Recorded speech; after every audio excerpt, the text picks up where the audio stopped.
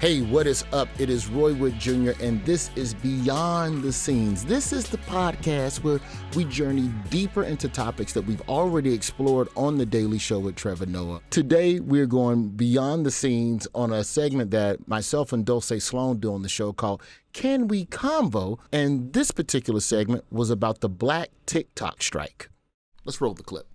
So these are Black TikTok users who are still using the app. They're just choosing to abstain from creating a dance trend to Megan Thee Stallion's new song. And the reason is that historically, when they've created these dance trends, they have been wildly profitable for white creators. And Black creators have not seen the same sort of credit. They've not had ownership of these trends, and they're not compensated in the same way as their white counterparts. They're really frustrated, and this strike is their way to take a stand. So the new song for the summer is Megan Thee Stallion's Thought Shit, right? Because we need an anthem, we need a hymn, we need a spiritual. This is supposed to be the song of the summer, right? But the Black TikTok dance creators have decided that because their dances keep getting stolen by white people and they keep getting credit for it, they're not doing a dance this summer for Thought Shit. So, I will say this. It takes a lot of fortitude as a Black creator to not dance to Megan Thee Stallion on camera. Oh, man. So, hats off to them. It's like me giving up sugar. I mean, it's a tough truly. one. Truly. Or me giving up on these dating apps because they keep making me sad, but I keep going back. To help me go deeper into Black content creators pulling all they shit off of a platform is one of our Daily Show deep dive producers, Chelsea Williamson. Chelsea, hello. Hi, Roy. Good afternoons, good evenings, good mornings, et ceteras, et ceteras. Also joining Chelsea right now for this first segment, we're going to be joined by a couple of awesome guests later on in the podcast. Co-founder and CEO of Collab Crib, Keith Dorsey. Keith, how you doing, pimp? I'm great. Thanks for having me. Now, before we get to you, Keith, because we got you in here to really break down the strategies and what's happening to Black creators. But first, Chelsea, let me start with you. Walk us through how this segment came together. Because, you know, we've already talked about this on the podcast in the past. The idea could come in the elevator. It could come in an official meeting. It could come from a million different places. So walk us through how the Black TikTok strike actually came to be. Yeah, so about mid-July, Megan Thee Stallion released Thought Shit, her song of the summer. And in response, a lot of Black TikTok creators actually said, we are going to take a stand and do a strike against TikTok by not making a dance for Thought Shit. And they did it because they're like, we are so tired of our dances being appropriated and then taken by white content creators, and we're not giving credit. Now, let's give a little backstory. Let's slow it down because, look, Beyond the Scenes is a podcast that reaches across all demographics, including age demographics. So let's backtrack for a second. TikTok. People go on there, they do a little funky dance. Everybody else does a little funky dance. The dance goes viral. The person who created the dance then gets sponsorships because they have all the eyeballs on their channel. Did I break that down correctly as a 42-year-old man? Correct. Okay. So some of these people are taking the dances from Black content creators that may not have the following, that may not have the bigger influence digitally, and stealing dances from Black creators, putting them on their channels, white TikTokers. Right. And then everybody goes, oh, wow, the white TikToker created that. Let's give her all the money and all the exposure. Exactly. Okay. Tell me a little bit about this Instagram post where you kind of was getting into it with people. You stirred let's just say you stirred the pot. Yeah, so I watched the Hulu documentary that is about Collab Crib. The New York Times presents Who Gets to Be an Influencer is what it's called. That inspired me to do like a bunch of Instagram stories that were just all about it and like how we get to choose who are the top influencers like in this country and why most of them tend to be white. So that was basically like what kind of jump started the whole thing, was just that, because I found it very interesting and it's something I've been also wondering for quite a while.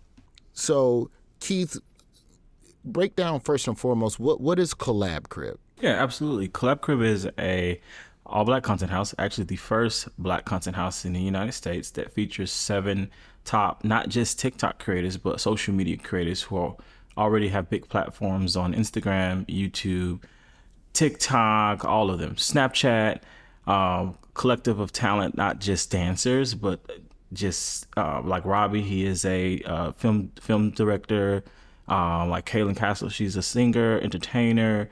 We have models. We have actors and actresses. It's a house full of talent here in Atlanta.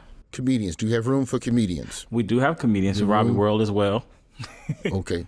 Well, we're gonna talk after the podcast. Absolutely. So, what made you? You're the CEO and co-creator of this platform. What was as the great Alabama businessman A.G. Gaston once said, find a need and fulfill it. Yep. What was the need that you saw needing to be fulfilled? What gap does Collab Crib fill? Yeah, well, we feel a huge gap. Number one, there were no Black content houses, all Black content houses. There were none in Atlanta. There were none in the United States. So Robbie and I, we've been discussing this content house literally years ago. Like, we all started on Vine. A lot of people remember the great Vine days. And we've always been discussing like how when creators come together, whenever all of them came together to make content, their numbers would be really strong. You know, they would gain different fan bases and it would grow really fast. So it's like, what if we lived together? But really, really boosted boosted us to really go really quickly to make this happen quick is when we start to see all the opportunities and all the things that the white content creators were getting in LA. Just off of TikTok and off of something we've been discussing for years. It was like, oh no, we can't miss out on this. We are the talent. We have the culture. Most of the stuff has been taken from Atlanta. Let's go ahead and take this big risk and get this huge house and make it happen. It's not only just for us, but also create a hub here in Atlanta where other creators can have access to what we're doing on a grand scale, to where they now can believe something like this can happen for themselves. Because at first there were none at all until we started. Yeah, there was something very dope that Atlanta used to have. Maybe like 8 or 9 years ago, in the early days of video on Instagram, there was a collective called Ratchet People Meet, and it was a collective of other comedians, all from Atlanta, who were doing skits. And they go, no, let's pour them all into one pot, and everyone comes here, and we all get exposure and all give credit to one another. Chelsea, before we get into meeting some of the other content creators, what are some of the issues that you believe face the BIPOC content creators out there? They don't get as much notice, like they don't get as much attention, and it's for a variety of reasons. I think you have within tech itself its own bias that's been written about many times, that a lot of these apps, a lot of these tech applications are literally not coded for brown and Black people to be seen, to show up for our hair, like XYZ reasons. But then on top of that, you just have this classic dynamic that's been happening for years, which is if you have a Black content creator or a Black person doing something and a white person doing something, typically the white person will get more attention and therefore will get more money and therefore will just get more of everything, just because that's how, you know, we live in a white supremacist society. So that's just kind of how it is. Say it, don't double clutch going on. Yeah, you know, it is what it is. But I think you especially see it on social media, where you will have these huge like white content creators that are making like crazy money, and then a Black content creator who could have even started at the exact same time and at one point may have had the exact same amount of followers. They never get the same amount of attention, they never get the same amount of sponsorships, and they never get the same amount of following. I feel like that's one of the biggest disadvantages. We should take a break, but I want to real quick just give a shout out to, you know what? I'm going to tell the Jimmy Fallon story on the other side of the break. Tease your ass. Beyond the scenes. We'll be right back. You thought I was going to tell you. I didn't tell you. With us right now, I'm still joined by the wonderful, wonderful Chelsea Williamson and Keith Dorsey from Collab Crib. Real quick, before we join by our two content creator guests, Keith, what did you think when you saw the Jimmy Fallon story happen initially? And for the people who don't know, a TikToker named Addison Rae was invited on Jimmy Fallon because she has a huge following, and she did a bunch of dances. And then Black folks was all on the internet the next day going, nah, dog, she stole them from Black folks. And then Jimmy Fallon was like, all right, find them Black folks because I need to get them on the show because I don't need y'all hating on Jimmy Fallon all summer. But when you first saw it, like just sitting and watching the clip for the first time, what was your initial emotions? Well, the first thing, one of them I know very personally, her and her mother. So for me, it was like, again, How did this happen again after the whole Jalea story with the Renegade? The New York Times article went out, and then you guys don't have a team in place to research this first before you bring them on the show to stop this. Like, how could it happen again? And then when they brought them on, and the kids were, excited again and felt like they were gotten their credit. But it was just like, how does this happen again? I didn't understand it. So let's meet two of these influencers now that are part of the Collab Crib family. First up, we have Robbie. Robbie, hello. Hey, what's happening? What's happening? And also with us with Robbie is Kaylin. Kaylin, good afternoons and good evenings and good mornings to you. Hi, how are you? So, Kaylin, I'll start with you. In terms of content creation, what does an average day look like? Because I think the thing that people think that because it's a quick video, that there was no thought or strategy or ideation, as part of the creative process. Walk us through some of your creative process every day. Okay, yeah. So usually I start my day editing. So the little 15 seconds that you see, or 30 seconds, or sometimes 3-minute videos, I usually wake up around 7 and I'm just editing those videos just to get them ready to post by 3-4 o'clock. So that's mostly a part of the creative process for me. When it comes to shooting like actual content, since Collab Crib has happened, it's become a collaborative act of just like, hey Rob, what do you think about this video? And the input from other creators around us in the house that we created is really what's taken our content to the next level. So for me, it's usually just about content collaboration, brainstorming bright and early, and then editing. So Robbie, oh, but that's where the magic is made. You gotta trim. Because nothing's worth. You know what really sucks is when you have a video that was like 30 seconds and you watch and you go, man, this could have been 17 seconds. And I could have trimmed something. Robbie, what about you? What made you want to be a part of just creating content in general? Like, what's your process every day? So my process every day, and you can ask Keith, I wake up at 5 o'clock in the morning. Oh God, I'm out right there. Nah, you gotta get up before your competition. You got to get up at 5 o'clock in the morning. I pray, meditate, because doing content creating and doing online, it can be like a headache. It can wear your mental health down. I do that. I check my phone, of course, see what videos I gotta post. Then, like Kaylin, I edit. We usually call each other and edit. I love editing. I know she hates it, but I love editing. Then make sure I post everything. Make sure I got like my posts ready. Make sure posts ready for my content, Collab Crib. Make sure promos are done. And then I have a writing session and look up what's like trending, like look on Shade Room or World Star, see what's trending as far as, like what's going on the internet. Then I'll write skits or TikToks or Reels about them. And then I'll shoot them either probably the same day or the next day. Nice. In the moment. So now when people are creating all of this stuff, Keith, and Collab Crib is trying to decide, here's what we think will gain traction today. Here's what people are talking about today. What are some of the drawbacks of being a Black content creator on some of these other sites out there like TikTok and like Instagram? Talk to me a little bit about how the algorithm works either in our favor or against us. I think they want to answer that, but I mean, it honestly, it's harder work. They have to work 100 times more than their like white creators, and the reason why is because over the years we've just seen like the numbers are really low. Like certain content doesn't get shown or promoted. Like Kaylin explained in our New York Times documentary on Hulu about how the lighting. She had to make sure that the lighting was a certain way because of their brown skin. Making sure, like she even had to color her hair to kind of stand out to trick the algorithm, and Rob because has it's this face scanning and deciding whether or not you're black or white. It really does that. And also certain things, like Robbie is a comedian. Sometimes he makes dark content, but he even clean it up for TikTok. But certain things he does and makes fun of, it gets deleted. when white content creators do the same thing and it stays up.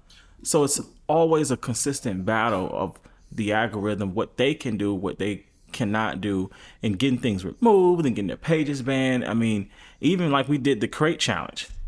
Our crate challenge was removed immediately, and I go on Hype House TikTok page, and their whole, it did eventually get removed, but their whole crate challenge was still up. You know? Yeah. And we didn't show people stuff. falling. You know, it was just really interesting about how, you know, we have to really overthink before we post it. And Rob, he hates this. He's like, So then speak on that, Rob. Speak on it, because it sounds like they're constantly moving the goalpost on you. So, like, I'm going to explain two situations that happened. So it was a situation where it was a challenge, and you had to look at this person saying a Young Thug song or whatever, right? But he was special. But I did it from a white creator of mine. They didn't bash him. They bashed me. And they was still saying funny to him and all that. And I called him. I said, did you get any hate from doing this video? No, they loved it. And it was literally the exact same video. And Wow. and they deleted mine. Because And I people was like, complained. yeah, because people complained. And it was another situation where I did a TikTok. It wasn't even bad. I didn't show nothing. It was just like just a joke. Deleted it 2 hours like after I posted. But then an hour later, somebody else did the same exact TikTok, used the exact same sound, and it's up, and they went viral for it. The same concept, same thing. And it's just like, it's aggravating. And like now, like when I was telling you, keeping up with the trends. So I did a video about the Squid Games. You seen that on Netflix? Mm-hmm. Yeah, so I did a whole giant Squid Game in Collab Crib. But I have to put at the end, and which I think is stupid, but I still have to put at the end so they won't delete my post. Hey, we did not use real guns. Nobody wasn't injured, and it was just using Nerf guns. And I have to say that because they would delete that because of my skin complexion. And I'm shooting a gun, and that's just not fair. Please, guys, do not report this. Nobody didn't get shot. Nobody didn't get killed. It was no harm done to nobody. Everybody was just having fun. This is a kids game, red light, green light. We used toys, and which is Nerf guns, and that's it. It was nothing like that. So nobody got hurt. It don't go against no community guidelines. We were just having fun. Kaylin, then speak to that as well for me. You post a video, you edit, as you say, from 8 in the morning till about 3 in the afternoon, and you post that thing at 3 o'clock, and then at 3:08, you get that email from the old terms and services department. Well, usually when it comes to the editing, I've edited the content like days before. So, you know, we always try to keep everything done in advance. But yeah, the moment you do post and you get that message from community guidelines that says you violated them, and however, they don't say how or why you violated them.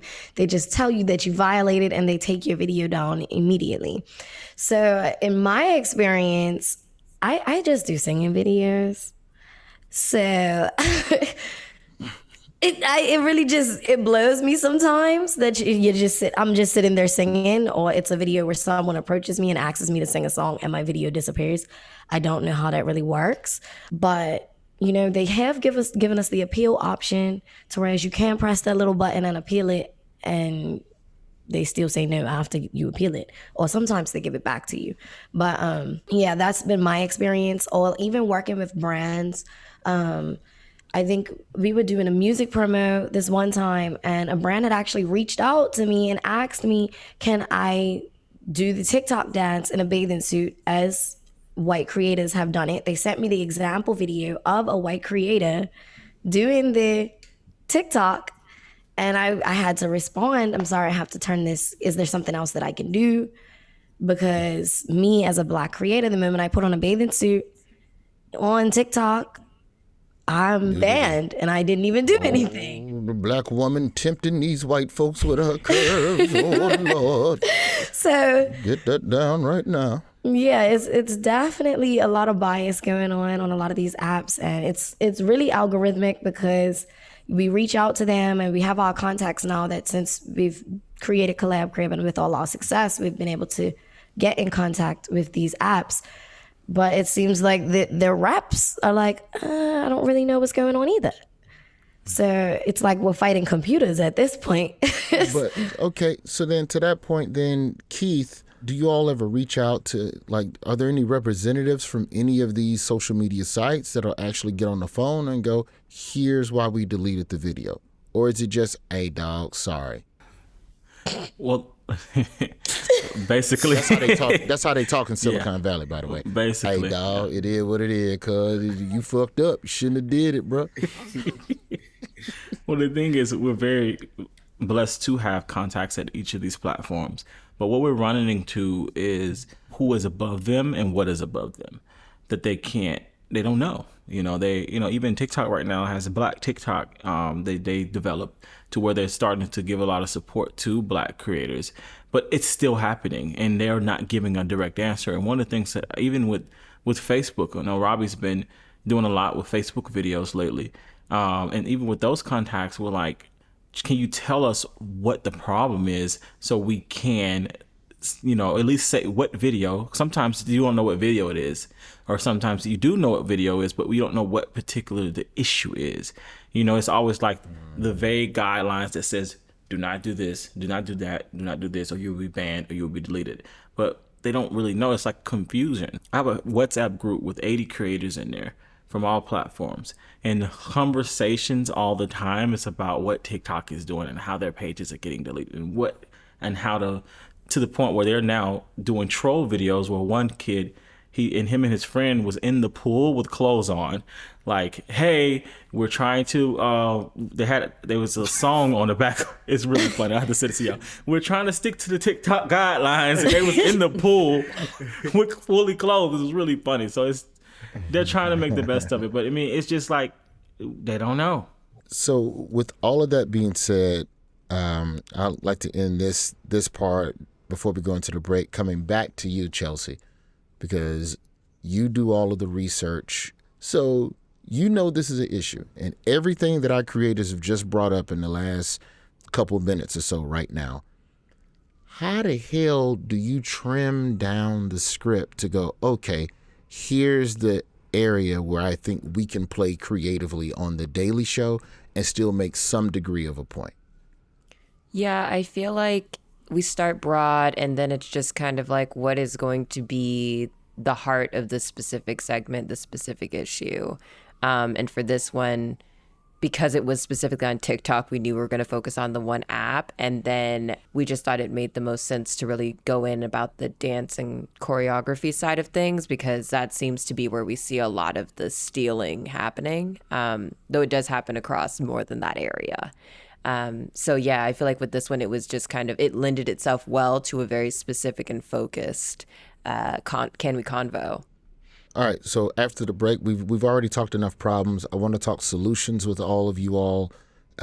Also, I think I got some viral ideas. Maybe, hell, I need to be on Collab Crib. Y'all allow 40-year-olds on there? I mean, you could come work with us. Everybody can collab.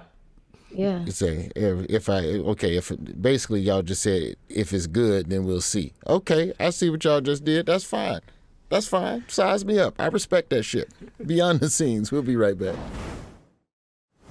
First thing, I want to go back to our Black content creators right now, Robbie and Kaylin.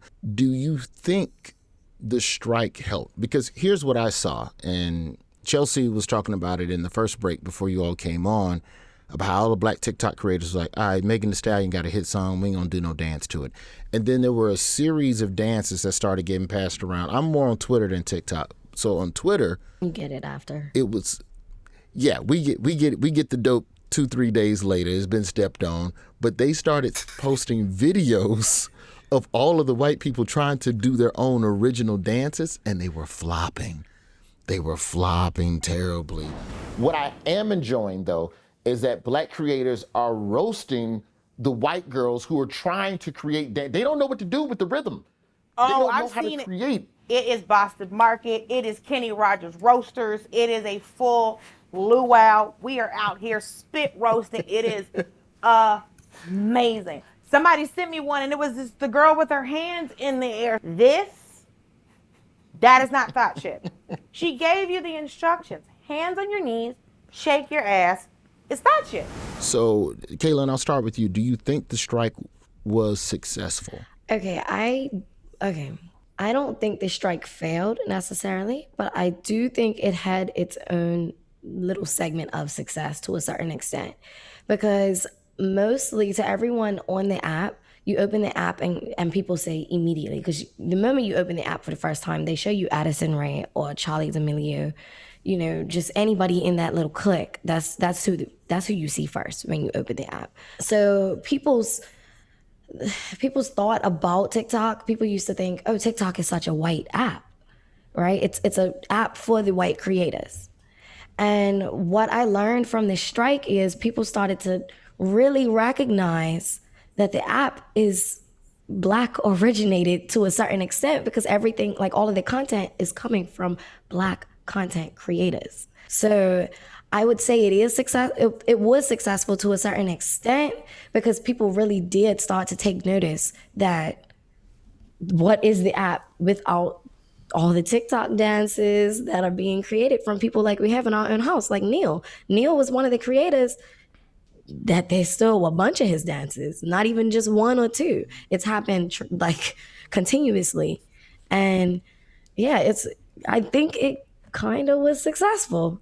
And just to piggyback off that too, I think it was kind of successful too. Like, it made a noise, it made a point, but it's still like, okay, like the issue's still not fixed. Mm-hmm. You feel me? Like, and then with the strike being said, as a creator, it's like saying, okay, you're not going to work for a month or two. So you lose out on a lot of money. You lose out, and then it's hard to get your engagement back how it was. Mm-hmm. So that strike was a sacrifice for us Black creators, because if you don't post for a long time on social media, you're pretty much like dead, and it's hard to revive your account. And then the algorithm puts you at the lowest.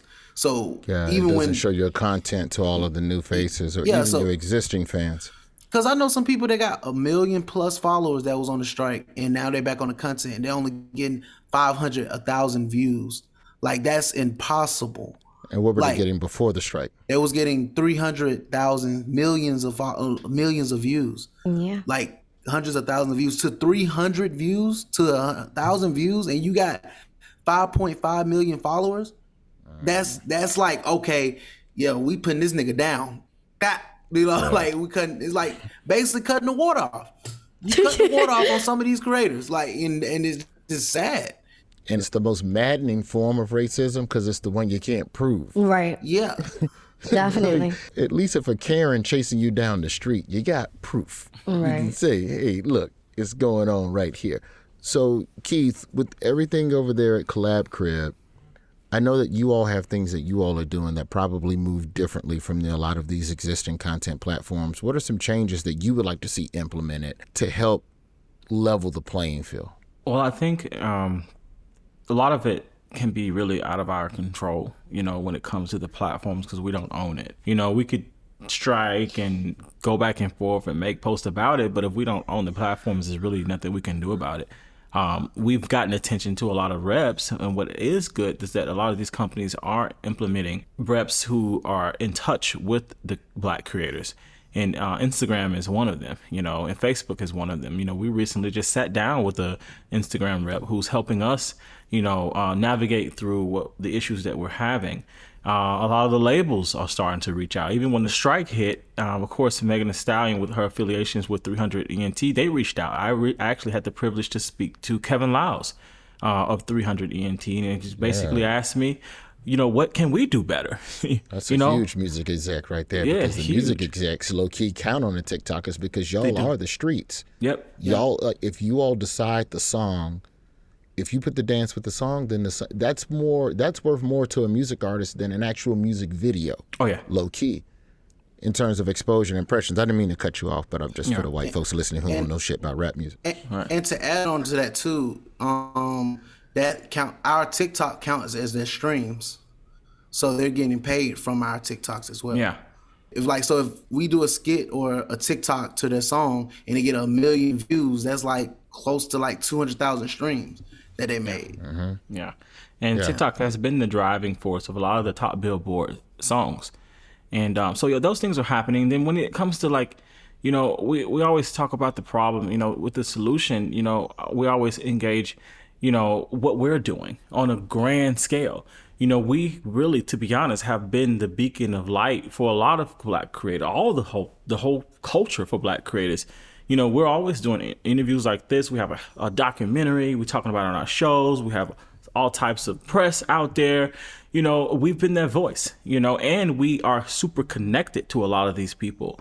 You know, when we sit down with TikTok, when we sit down with Instagram, and even, you know, partnering up with Black-owned apps like we've done with Fanbase, you know, ran by Mr. Isaac Hayes. You know, all of my creators, 90% of the creators that are on that creator advisory board for Fanbase are my creators. So now we can bring ideas. We could, you know, the issues that we're having, we can put it in something that we actually can have some ownership in and some say so, and someone will actually do it, you know, which is really, really good. And it gives us like somewhat of a like cushion to say, all right, there is some type of hope out there, you know, instead of just falling to the mercy of these the algorithm of things that we don't know.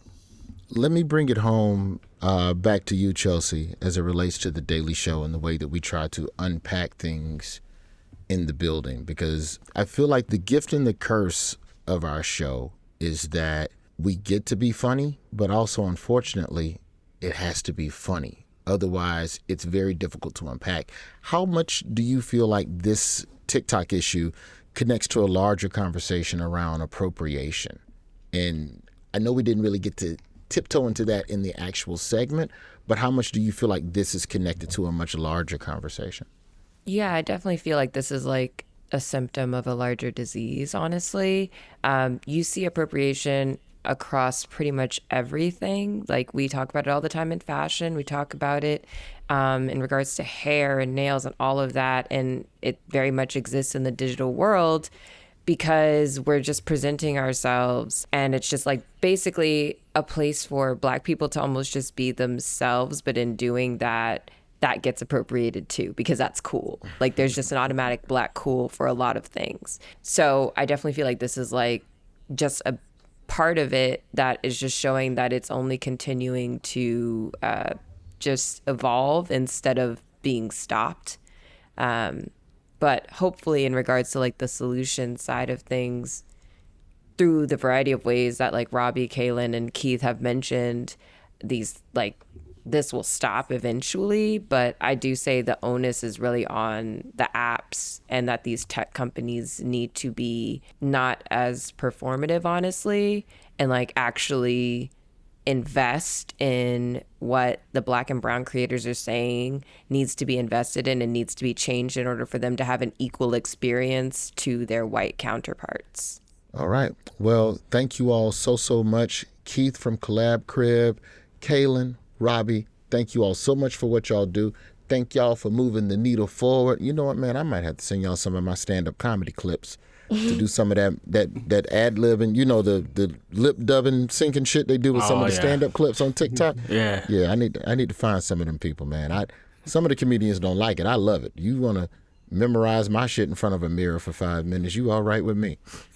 That's how it starts. You got it right there. Indeed. All right, man. Well, thank you all so much for coming with us beyond the scenes. I almost said behind the scenes. We beyond. That's all the time we have for today, but hopefully we've taken you beyond the scenes. See you next week. Or hear you next week. Well, I won't hear you because you're on headphones. You'll hear me. So, yeah.